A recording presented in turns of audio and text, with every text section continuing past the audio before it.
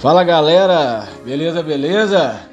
O André aqui com vocês, tudo certo? É isso aí galera, finalizando aqui mais um dia, graças a Deus.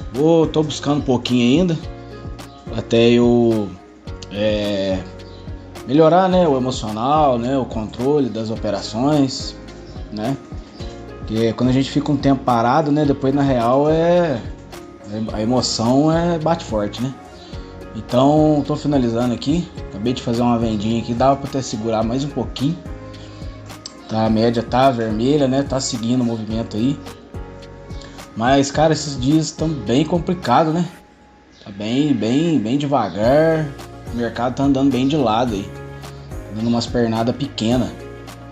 Mas é isso aí. Graças a Deus. Puxar o relatório aqui, ó. Fiz 2 operações só. Passei uns calorzinhos nelas aí, mas com stop bem curtinho. Mas deu um calorzinho. E é isso aí, fiz 2 operações, peguei 50 pontos. E deu R$20 com R$1 de taxa, ó. Fizemos aí R$19 líquido, certo? Então, graças a Deus. Mais um dia aí abençoado, né? R$20 é muito dinheiro, pra mim é muito dinheiro. O dólar por enquanto tá 5,83, dólar andando de lado também, ó. Você vê, ficou quase 3 horas aí andando de lado, né? E vamos continuar os estudos, né? O que eu imaginava era isso mesmo, essa vela aqui, essa vinha pelo menos nos 50% dela, né? É o que eu imaginava que faria. Então tá batendo aí, né? Nos 130 mil.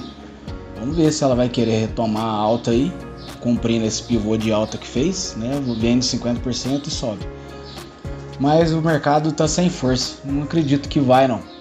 Pode ficar aqui brincando aí, ó. Você vê, hoje andou 965 pontos. Então, vamos ver. Amanhã a gente tem mais, né?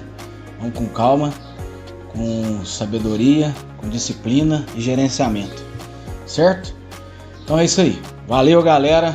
Sucesso a todos aí. Tamo junto. É nóis.